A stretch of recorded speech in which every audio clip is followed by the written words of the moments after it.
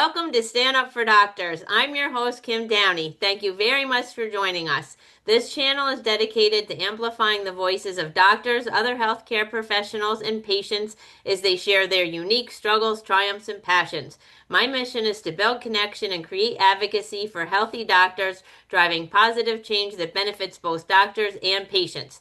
This is a space for everyone who cares about the future of healthcare. If you appreciate this content, please like and subscribe now. It really helps the episodes reach our target audience. And this is another very special edition of Stand Up for Doctors, and we'll call it Book Launch Celebration Take 3.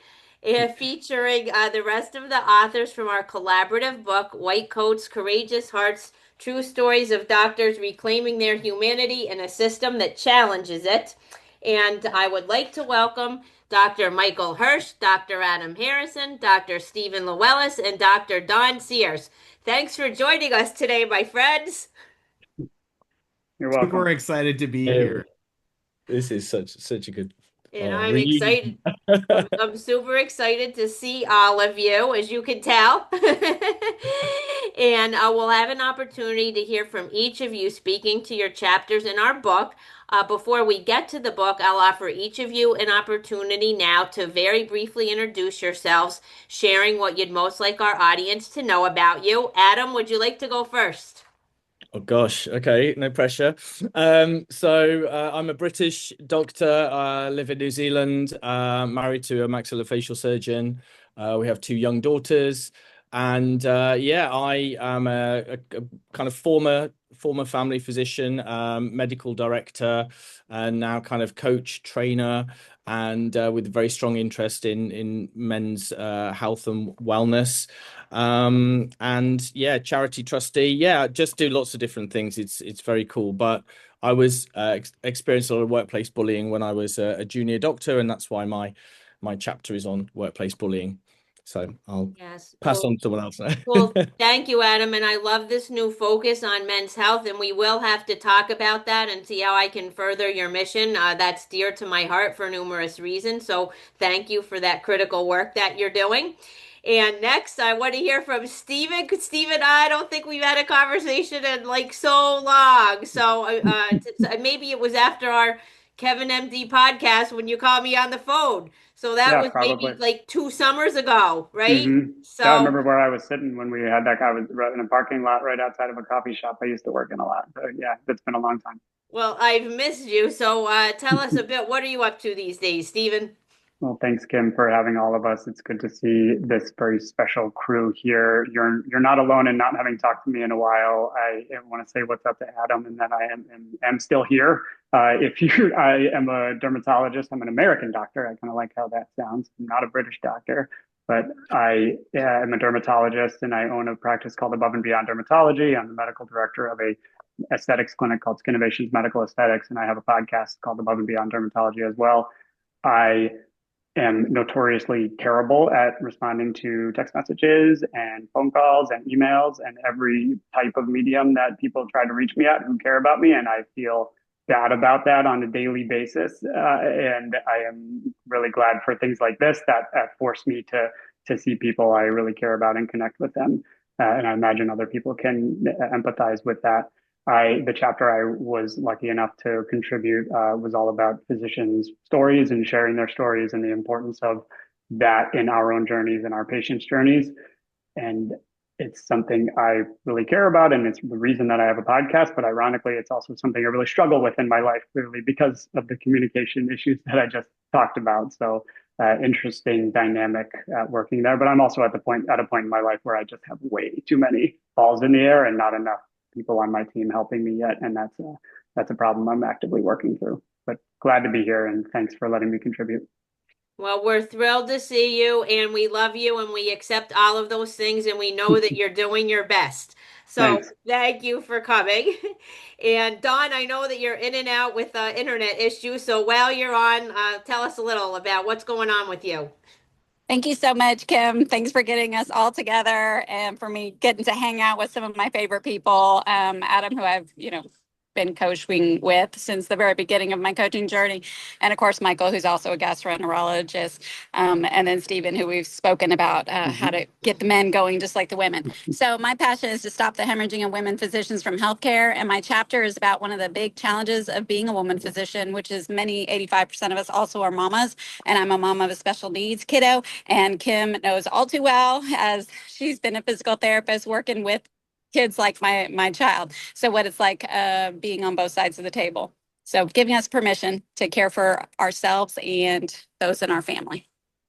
Absolutely. And I think you all knew each other before I came on the scene. So that's why this is like extra special, because I know you all are like old friends. And let's wind it down here with Michael introducing himself. I mean, this is such a cool group because I've met Steven in person in Chicago. We've gotten a chance to hang out in person. Dawn and I have hung out at the big GI conference, Digestive Disease Week. And now we just got to get Adam over here so that we can all hang out in person. And of course, Kim, you and I have to hang out in person too. But anyway, I am a full-time practicing gastroenterologist. I'm a physician coach. I've been a podcaster, and and I wrote a chapter on male physicians and vulnerability and how important it is. Kind of all of our stories combined, right? Like the male physicians telling their stories, dealing with all of the things, Adam talking about bullying, right? Like that is a very vulnerable thing. And it really is incredible how when we are vulnerable and we share our stories, like Stephen was talking about, how it can impact people in so many different ways. So I'm so excited to be here with this group of people. Well, and I'm excited to have you. And next fall, if 2026, I'm hosting an epic physician retreat, and Michael is helping me plan it. And Adam, if he can, is going to come from New Zealand. And actually, Dr. Simon Craig plans on coming all the way from Australia to give the keynote. And he's actually going to be in the States this August, and I might meet him and up with him in New York City this summer. So yes, Michael, you and I have to connect somehow before the conference, because there's just going to be too much to talk about and too many people to see. And then Dawn, if there's any way you could join us, this is going to be amazing. And so it's getting to the book. Michael wrote the amazing foreword for our book, and in it he briefly describes there's 3 sections, and coincidentally each of your chapters are in a different section, so we'll get to cover all of them today. And part 1 is called From Pain to Purpose, and Adam's chapter is titled I'm a Survivor Bouncing Back After Workplace Bullying in Medicine. And as Stephen will speak to, people remember the stories most of all. So Adam, what would you most like us to know about your story? I think it comes from a really personal place, I mean, my chapter is quite kind of reference heavy. It's a bit of a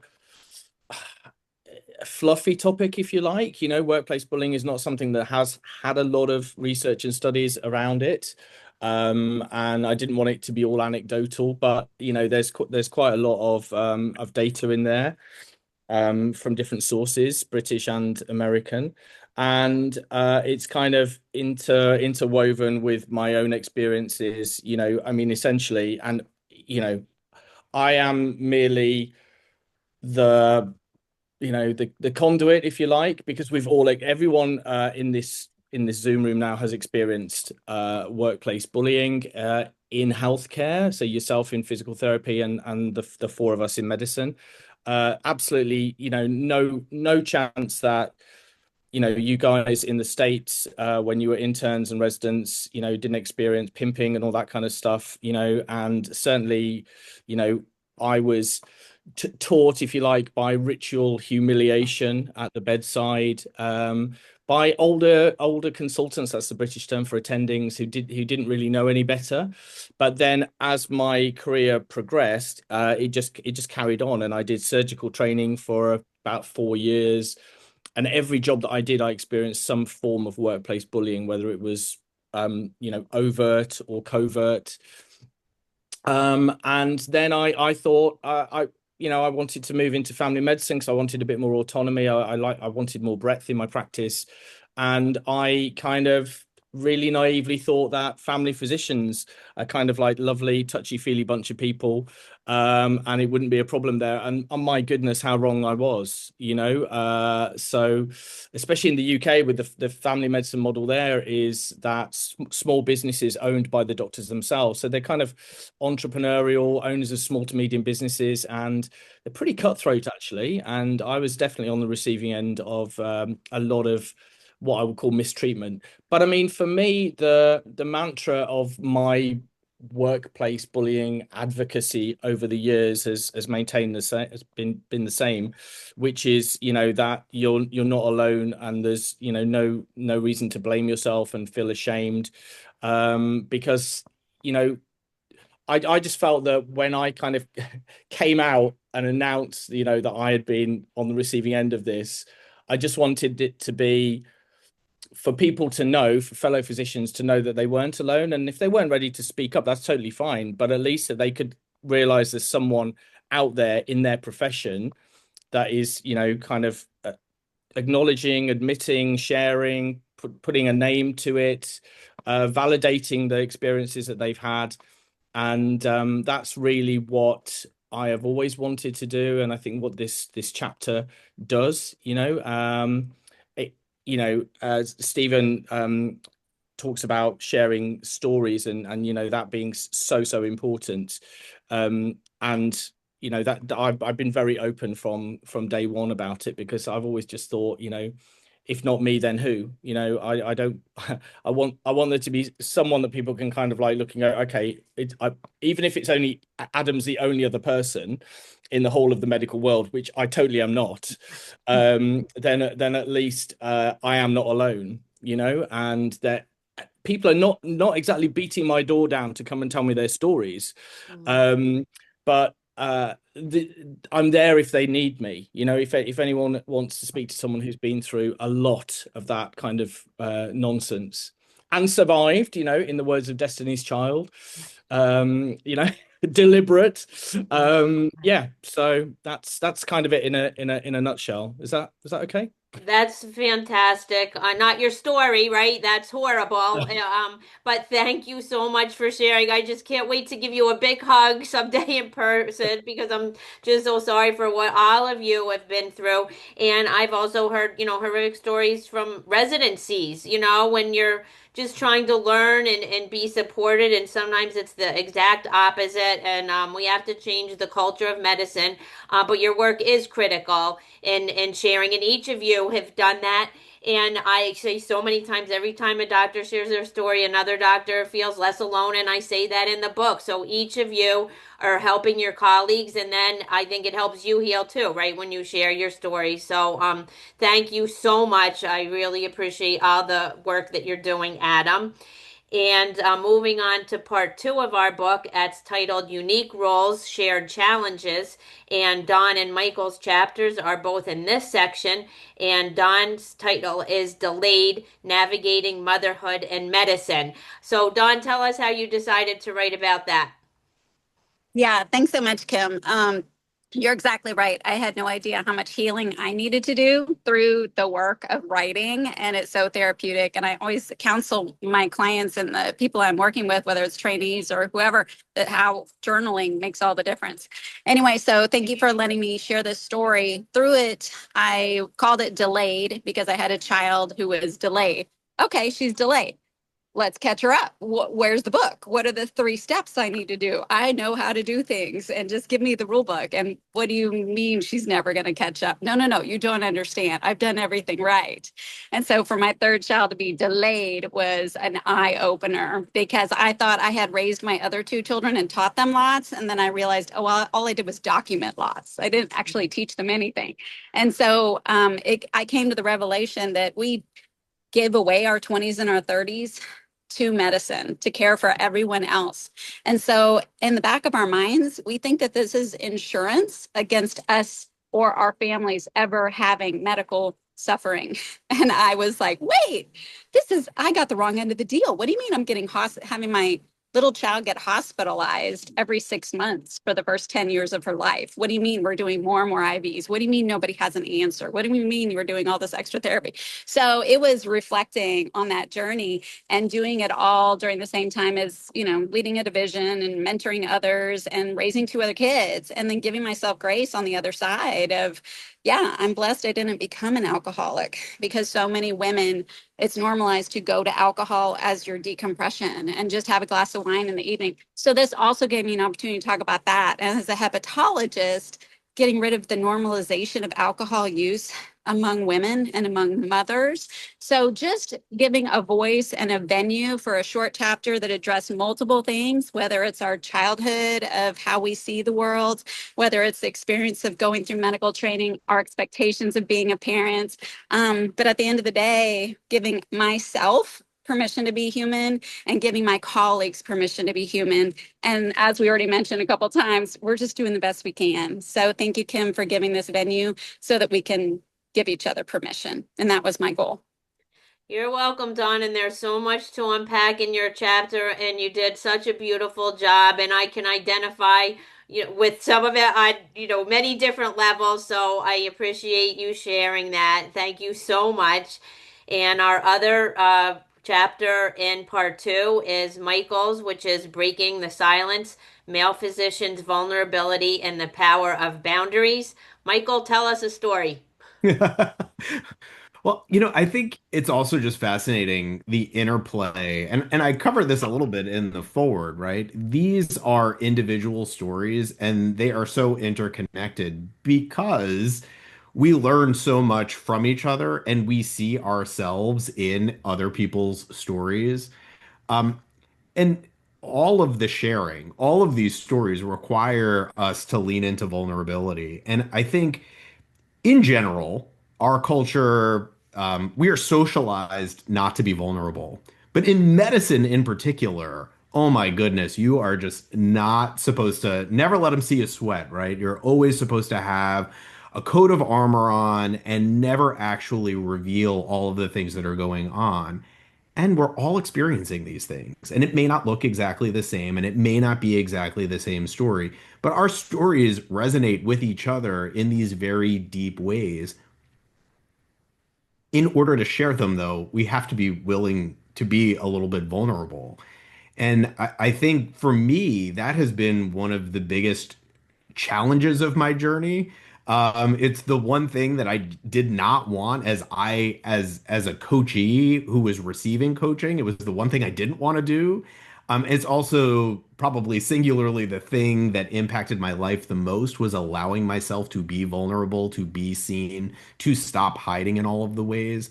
And I think what's important and what I try to convey in this chapter is that vulnerability is not one thing. Vulnerability is not an unzipping where you just reveal everything about yourself to anybody who will listen. We get to decide what's appropriate and what feels comfortable to us, or just slightly uncomfortable, maybe, in different situations. And so, and that's where the boundaries piece comes in. And so, that's kind of why I tackle both of those things in this chapter,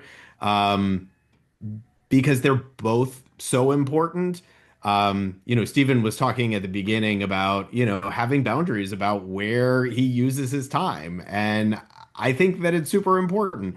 And I also want to say he shouldn't be so hard on himself because we're all super busy and I'm not always the best at responding to him either. And we go back and forth, but whenever we do pick up and chat again, it's like we were just chatting. So anyway.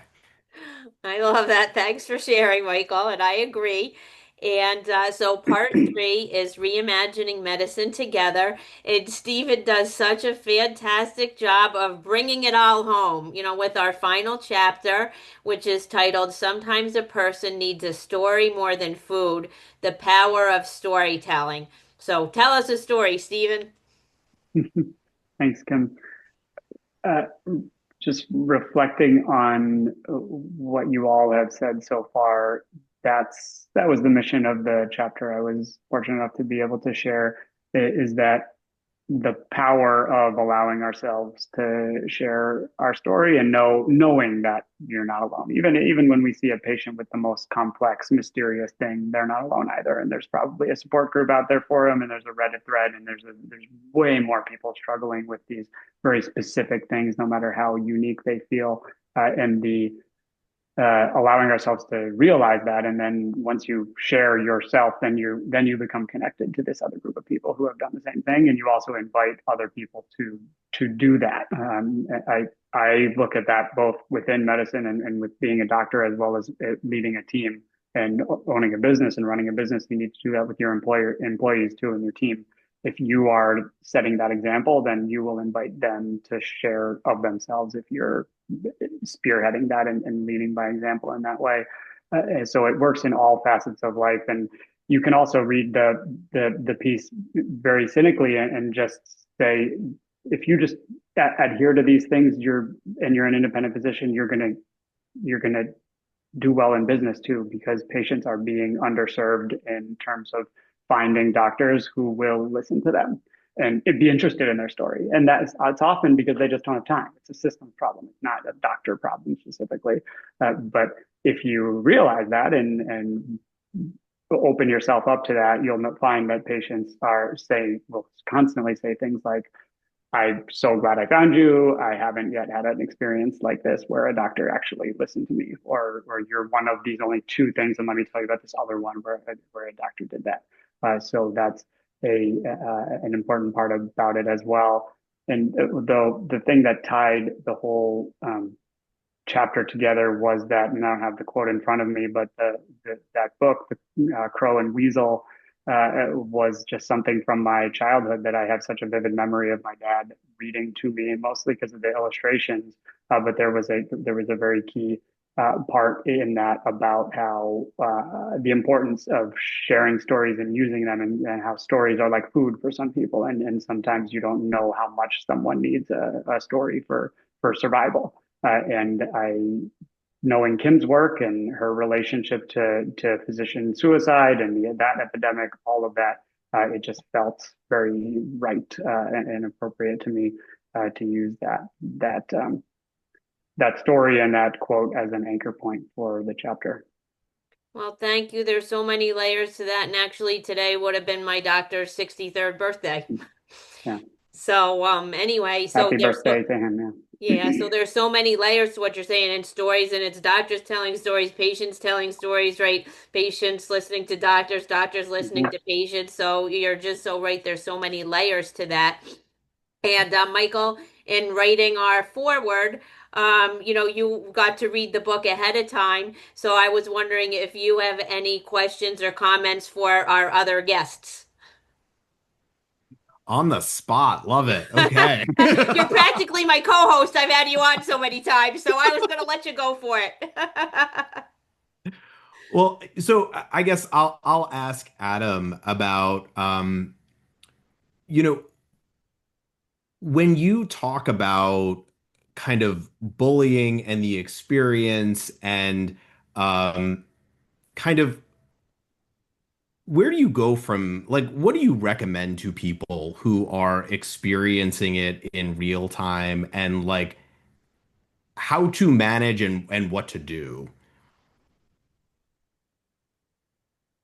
I mean, it's gosh, it's such an awful negative energy to kind of carry around with you. It's so traumatizing. Obviously, there are different degrees of it.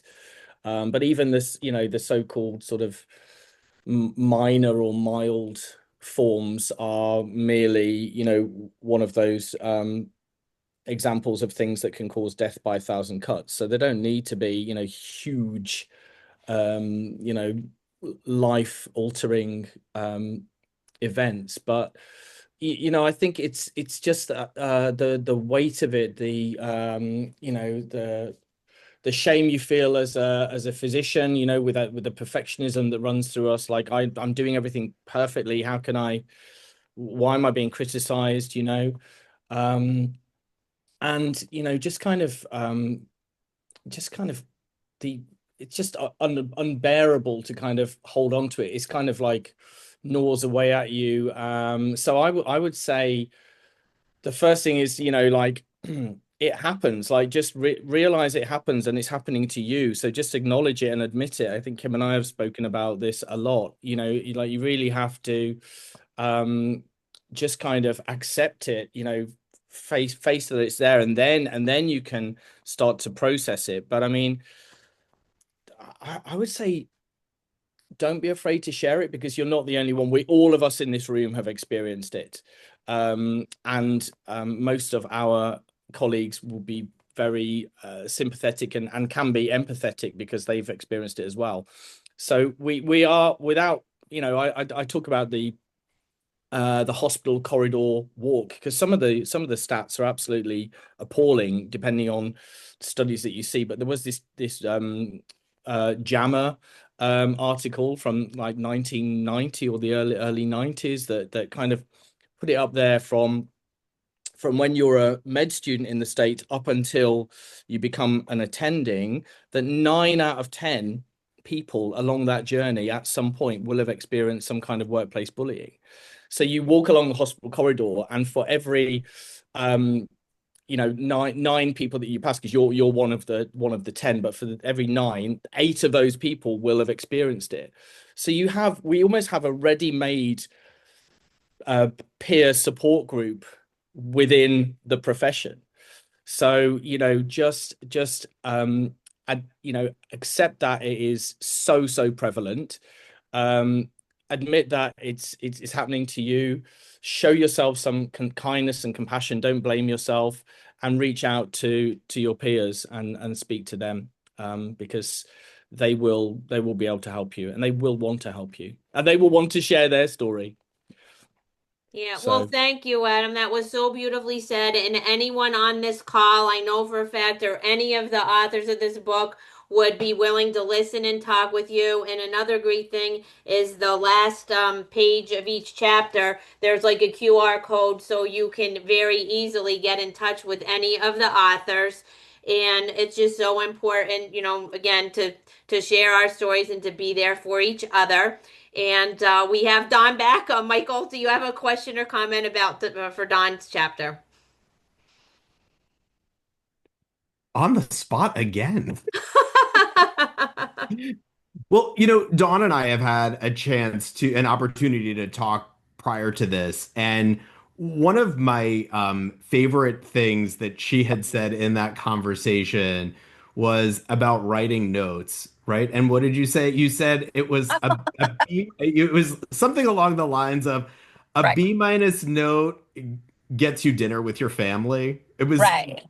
An A+ note gets you nothing. There's no bonus. There's no trophy, although I did get a trophy once for closing my charts. So really, your institution just cares about you closing those charts, right? And so if you do a B- note, you close the charts, your institution's happy, you get a paycheck, and you get dinner with your family. If you do an A+ note, nobody knows, nobody cares. That nephrologist is not scheming over it in 3 months from now or 3 years from now to see if you got the right dose of whatever beta blocker. Nobody cares. So just write the notes so that you get the information you need, insurance gets the information that they need, and your other consultants, and especially their primary care, gets the information they need, and then close that stinking note and move on with your life and get home to see your kids and your dog, or take a walk, or take care of yourself. And I just think that speaks so well to this, like the hemorrhaging of women physicians, because if you can let go of that piece that's telling you that every note needs to be perfect and an A+ note, then you do get dinner with your family, and it makes it a lot less likely that you're gonna, run for the exit doors, right? Exactly. Break up with perfection. Let yourself be human.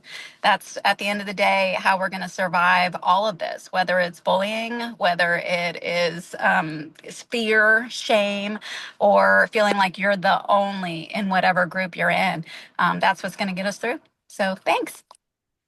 Well, thank you for sharing that. And Michael, this is coming. Steven's up next. Now I'm preparing, right? Now I know it's coming. So now I'm going to ask Steven, In terms of, I spoke a little bit about my biggest obstacle with telling my story was vulnerability. What other obstacles do you think come up a lot for doctors that keep them from telling their stories? First of all, Don, everything you just said there was so on point. And if you're an infectious disease specialist, please do not listen to anything she just said. You still need to write incredible notes, and they need to be novel length. And we rely on you to help treat our patients correctly, because no one else knows what you do.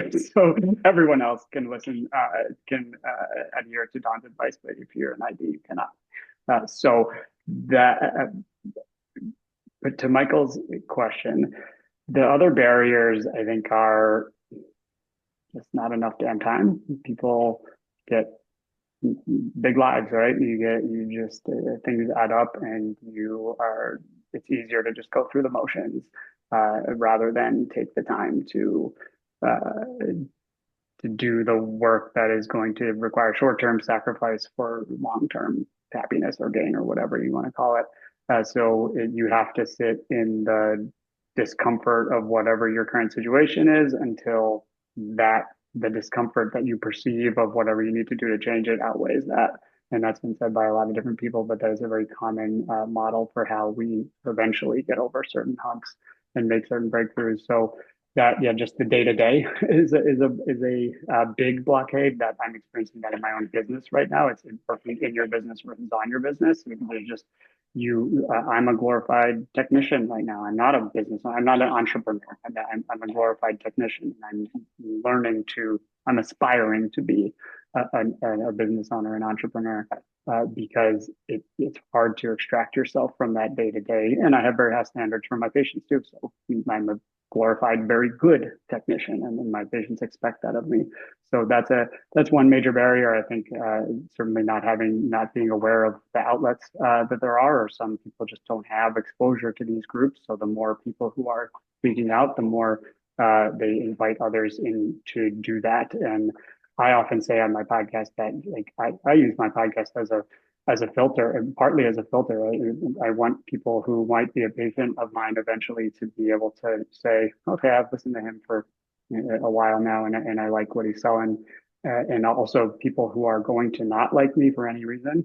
And those people aren't going to like me no matter what, no matter how high I jump. They will know that from the show, and they will never call me. And that's fine too, because there is someone else that is going to be the right person for them.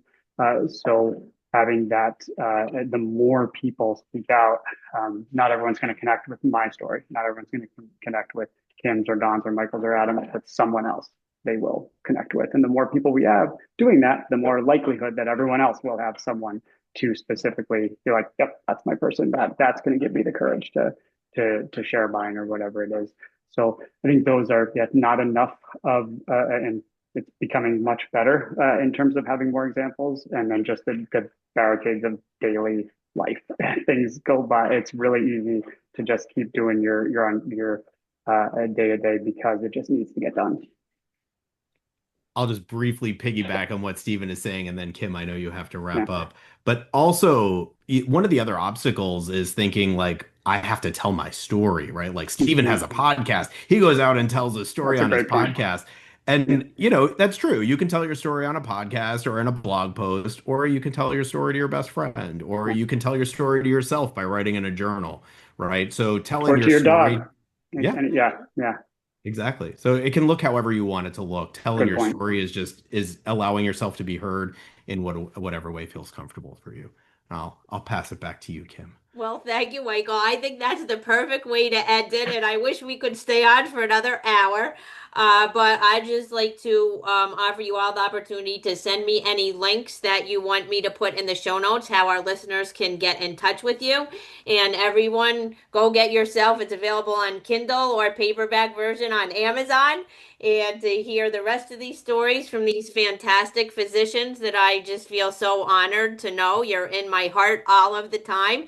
So thank you for taking time out of your busy schedules to be on Stand Up for Doctors once again. And how I always end is in closing, to move the needle in healthcare, we all need to raise our voices and we all need to care about each other. We already know that doctors need to care about patients. Patients need to care about doctors too. So stand up, doctors, and let's stand up for doctors. Thank you, Kim. Thank you, Quite a Kim. thing that You're you did. amazing. Yeah, Thank you. You're Thanks so much. welcome. Take good care. appreciate you. Thank you. Thanks.